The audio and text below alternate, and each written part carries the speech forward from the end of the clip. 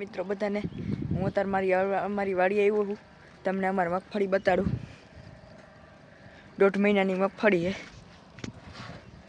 આ અમારું ઓલર છે અને આ અમારી ગાય જોઈ લ્યો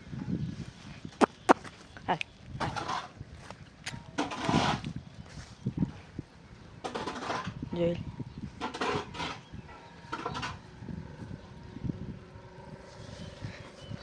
આ અંદર ગાયનું દેશી ખાતર है બેક્ટેરિયા ભેળવાઈએ તો મિત્રો હું તમને આમાં ભેળવતા બેક્ટેરિયા બતાવું આ મેટાસોફ્ટ સ્પેશિયલ મુંડા માટે પછી આ સુડોઝોન કાળી ફૂગ માટે અને આ મોનિટર સફેદ ફૂગ માટે આપણે આમાં અત્યારે નાખીએ છીએ પછી તમને મળી આ જો નખાય આ છે મેટાસોફ્ટ મુંડા માટે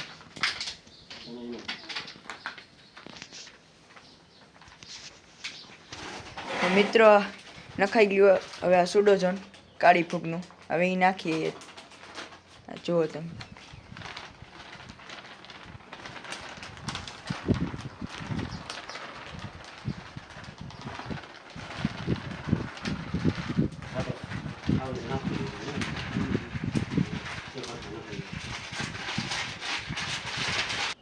તો મિત્રો નખાઈ ગયું છે હવે આ મોનિટર સફેદ ફૂગ માટે જો નાખે અત્યારે મુંડા દેખાતા નથી પણ આપણે એડવાન્સમાં નાખી જો આ મગફળી છાંટી ત્યારે જો મગફળીમાં મુંડા હોય એના ઈંડા બચ્ચા હોય તો એ મરી જાય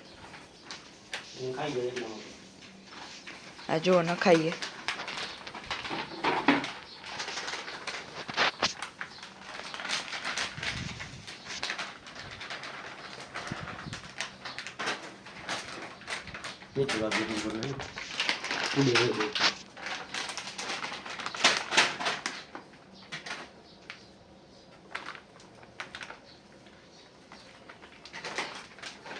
હા મારા પપ્પા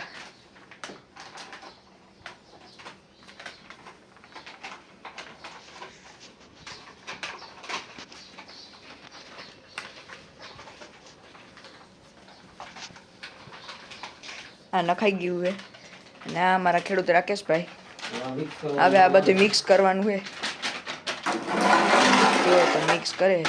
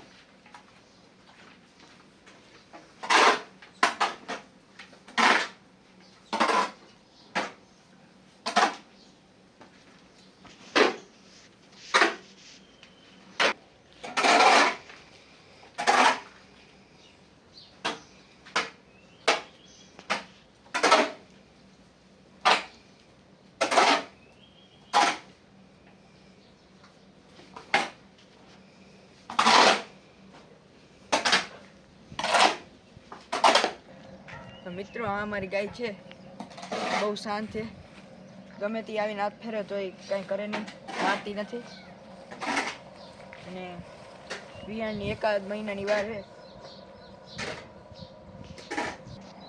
તો મિત્રો અત્યારે ચોમાસાનું વાતાવરણ છે એટલે માખી થોડીક વધારે ગાને નથી હક કરતી તો આપણે આનું કંઈક જુગાડ કરવું જોઈશે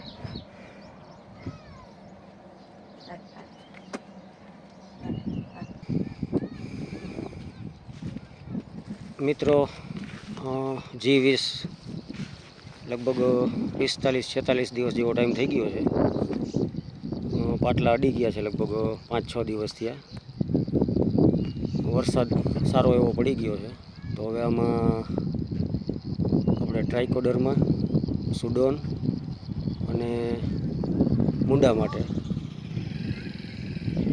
બેક્ટેરિયા ભેળવવાનું કામ તમે વિડીયોમાં આગળ જોયું જે ચાલુ છે. હવે આને આપણે 2-3 કલાક કે 4 કલાક પછી આમાં બેક્ટેરિયા નાખવાના છે. ભલે અત્યારે મૂંડા દેખાતા નથી એક પણ એના બચ્ચા છે, ઈંડા છે, કોઈ સફેદ ફૂગ હોય, કાળી ફૂગ હોય.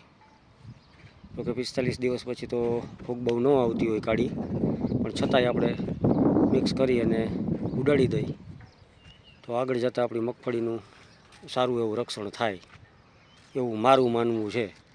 તમને જે બેક્ટેરિયા બતાવ્યા છે કે અમારે કોઈ કંપનીની જાહેરાત નથી કરતા અમે, પણ અમારું મગજ જેટલું હાલે છે બરાબર એ રીતે અમે કરી છીએ. તમને સારું લાગે તો તમે પણ એડવાન્સ ટ્રીટમેન્ટ કરી શકો જેનાથી આપણને ફાયદો થાય. પછી આ અમારું હલર છે, કેમ કે 1.5 મહિનાની મગફળી થઈ ગઈ છે અને હવે સમજો ને કે 3 મહિના પછી તો મગફળી નીકળી જશે. આ દેશી ખાતર છે અને અમારી ગાય માતાજીને તો તમે જોઈ લીધા છે. હવે એને વિયાણને 1 મહિનાની વાર છે. એકદમ શાંત છે, એકદમ શાંત કેને કહેવાય. આ જો મારા પપ્પા ખંજોરે ગાયને.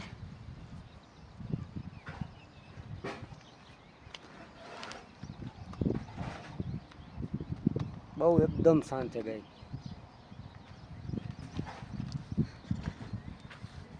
થોડીક આ વરસાદના વાતાવરણના હિસાબે માખીઓ થોડીક લોહી પીએ છે, પણ એનો કંઈક દેશી જુગાડ કરશું. પંખો રાખશું ઉપર અથવા મચ્છરદાની ગોતશું, એવું કંઈક કરશું. એનું ગમાણે અહીંયા ગાયને બાંધીએ છીએ અમે ઉપર પતરા. અહીંયા ગાય માટે ભૂકો છે. તો મિત્રો આ અમારે પાણી ટાંકી છે. અહીંયાથી નળ ખોલી એટલે ગાયની ગમણમાં અંદર 2 કુંડી હોય, એ કુંડી પાણી આવી જાય. અમારે ભરવાની જરૂર ન પડે, ઓટોમેટિક છે ભરાઈ જાય એટલે બંધ કરી દે. ત્યાંથી ગાય પાણી પીએ. આ કરંજનું ઝાડવું, આ ગોડાઉન, લીમડાનું છાંયા માટે, ઓલું ચીકુનું છે અને અહીંયા અમે વાવ્યા છે પણ થાય એમ છે નહીં. જોઈ શકો તમે આજુબાજુમાં ઘણા ખેતર છે.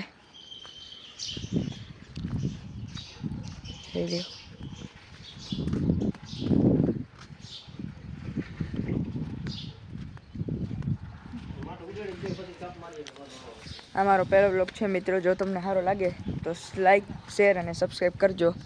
રામ રામ બધાને. અને દર રજાના દિવસે ઉતારું છું બ્લોગ, એટલે તમને રજાના દિવસે જ મારો બ્લોગ જોવા મળશે. અને હું ધોરણ 9માં ભણું છું, ટંકારા આર્ય વિદ્યાલયમાં. કોઈ ભણતા હોય તો ખબર હશે. જો ગમે તો લાઈક, શેર અને સબસ્ક્રાઈબ કરજો. રામ રામ બધાય.